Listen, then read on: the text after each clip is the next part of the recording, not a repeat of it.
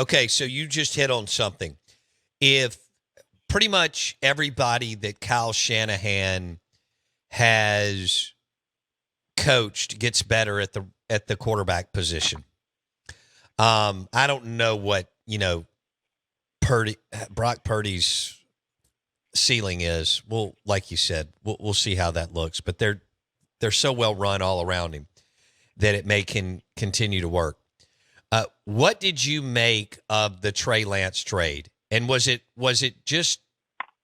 all about the Cowboys did something, and anything they do, people lead with, whether it's Good Morning Football, Pro Football Focus, or whoever? Because I thought it was much to do about nothing, but because it's the Cowboys, people went crazy. Your thoughts? Yes, it's because it was the Cowboys. It's ridiculous, the number of streaming TV shows, the yelling shows that I saw clips of. What does this mean for Dak? I mean, it means Dak has a different backup. That's what it means. It means Cooper Rush has a little competition as the backup. I mean, they traded for the third-string quarterback on the Niners, who was sitting behind Sam Darnold on the depth chart.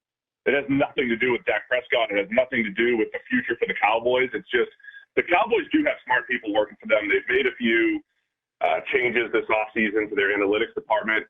And it was an opportunity to buy low on a quarterback who went number 3 overall, who hasn't had a ton of reps at all in his life, dating back to when he played for North Dakota State in the FCS. So it was a buy low on a guy that could still be good and just hasn't had time to develop. That's a smart move. It's not anything dramatic. It's just take shots on quarterbacks. Why wouldn't you? So that's all it was. Okay.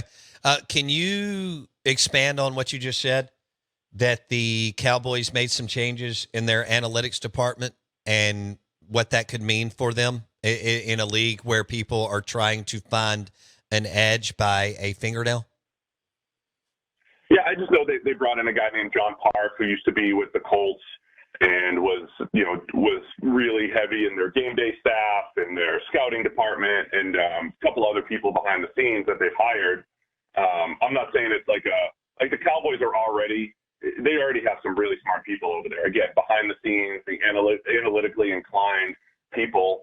But they just added a little bit more to the mix this offseason. There was actually a lot of turnover in analytics departments, transactions this offseason around the NFL. So, again, I don't know that you're going to see anything completely drastic, but like I said, they've got smart people in the building, and when you lean into the smart people in the building, it does help to find some edges on the field and scouting and the draft, whatever it might be. And I think, Dallas is continuing to move in the right direction there. Okay, my friend Dave Bartoo, who you know of, and y'all are all nerdy and into analytics, and I love it. He's run the numbers on all 168 offensive coordinators since 2000 in the NFL. And he did a podcast on where Mike McCarthy fell, who is the Dallas Cowboys head coach, but also now the play caller, now that Kellen Moore is with the Chargers.